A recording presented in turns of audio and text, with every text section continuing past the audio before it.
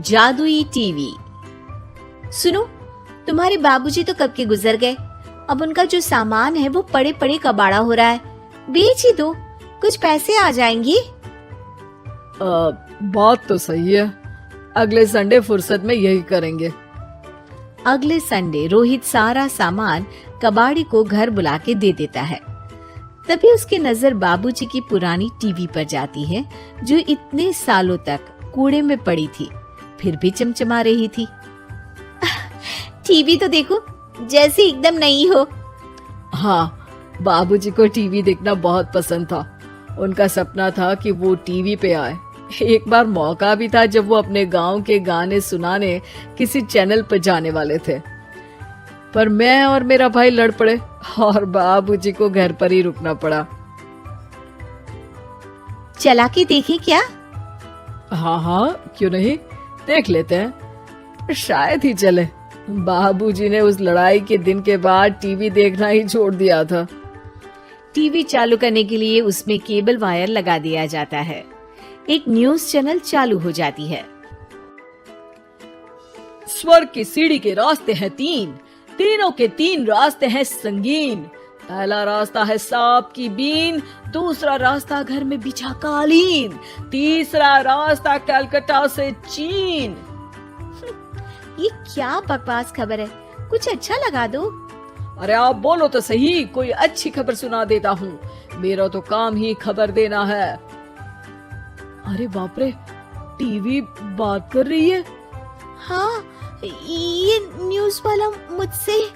हाँ, आपसे ही तो बात करूंगा ना, आपके घर में हूँ तो। अरे ये सपना है क्या? तुम हमसे बात नहीं कर सकते? अरे सपना नहीं भाई साहब, ये टीवी जादुई टीवी है। बोलो क्या खबर सुननी है, वरना ब्रेक लेने का टाइम आ जाएगा।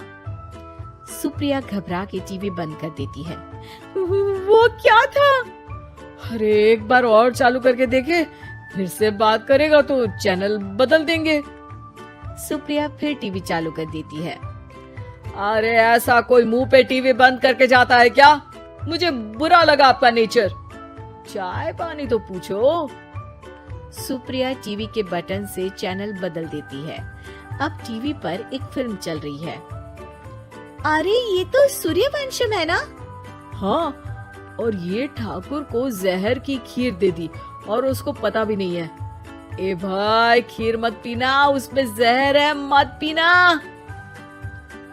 ठीक है महाशय, जैसा आप कहें। हाँ। अरे आपकी बात मान ली, पूरी पिक्चर ही अब तो बदल जाएगी। मतलब ये सच में जादुई टीवी है? तभी वहाँ कबाड़ी आ जाता है। भैया, टीवी के 150 रुपए दूंगा, चलेगा? अरे 1.5 करोड़ में भी ना दे तुमको ये टीवी हम। अरे 1.5 करोड़ खरीदने को होते तो तुम्हारे घर में ये पानी चाय नहीं पीता, अंबानी या टाटा के घर बैठा कोल्ड कॉफी पीता। रोहित कबाड़ी का हिसाब करके उसे वहाँ से चलता करता है और अपने भाई शशिकांत को फोन लगा के बुलाता है। शशि थोड़ी ही देर में वहाँ पहुँच जाता है। क्या हो गया भैया? अरे बाबूजी का टीवी याद है? हाँ, जिसमें घुसे रहते थे हमेशा वो, और अपने को कुछ नहीं देखने देते थे। अरे वो अब जादुई टीवी बन गया है। भैया, आपकी बकवास करने की आदत अब तक नहीं गई। अरे आपके घर में बच्चे हैं, अब तो बड़ों जैसी बात करो। रोहित जाके टीवी चालू कर देता है। टीवी पर एक जादू का शो हो रहा है जिसमें एक जादूगर है। अब मैं अपनी टोपी में से कबूतर निकालूंगा। श्रिंग ब्रिंग शरिंग बम फपा फुफी फुफा बाउ। टीवी से कबूतर निकलता है और शशिकांत के सर पर आकर बैठ जाता है। भैया, ये क्या हो रहा है? भैया इसे उड़ाओ। ए कबूतर, जा जा, कबूतर चल निकल। अब मैं टोपी में से सांप सुनते ही शशिकांत कांप जाता है और भाग के टीवी बंद कर देता है। भैया सॉरी भैया, मैं समझ गया ये सच में जादुई टीवी है, पर एक बार और ट्राई करते हैं। पर भाभी कोई दूसरा चैनल लगाओ, जिसमें डर ना लगे। सुप्रिया टीवी चला देती है और न्यूज लगा देती है। अरे कितने दिनों बाद मुझे याद आया, बताइए क्या खबर सुनाओ। और ये नया आदमी कौन है? ये मेरा भाई है शशिकांत। ओह यस, वही है ना जिससे तुम लड़ लिए थे किसी बात पे और तुम्हारे बुढ़ाओ पिताजी गुस्सा हो गए थे और टीवी को संन्यास दे दिया था।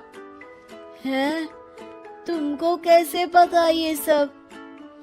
इस टीवी में रहने वाले आदमी से लेकर कबूतर तक को तुम्हारे बाबूजी और तुम्हारी बातें पता है, इसलिए तो ये जादुई टीवी है।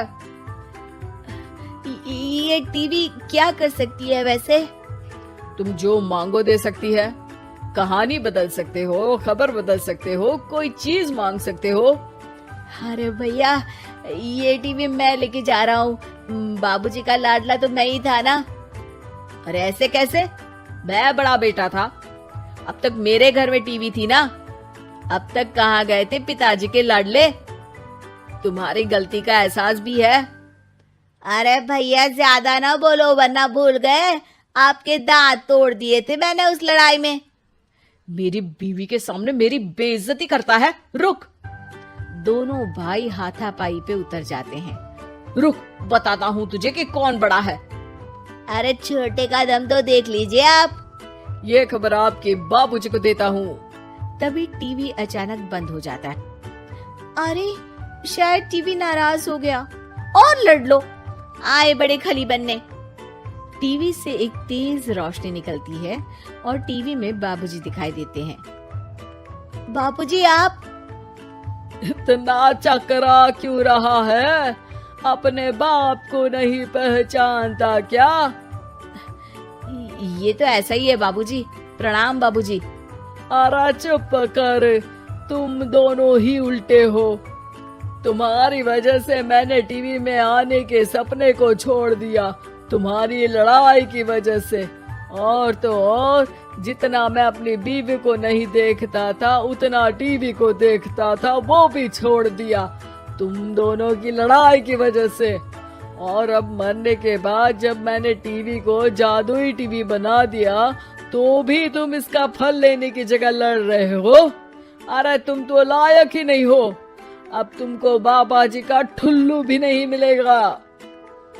बाबूजी चले जाते हैं। टीवी बंद हो जाता है। रोहित और शशिकांत गिड़गिड़ा के टीवी के सामने हाथ जोड़ के बाबूजी को बुलाते हैं, पर टीवी सिर्फ धुआं निकालता रहता है।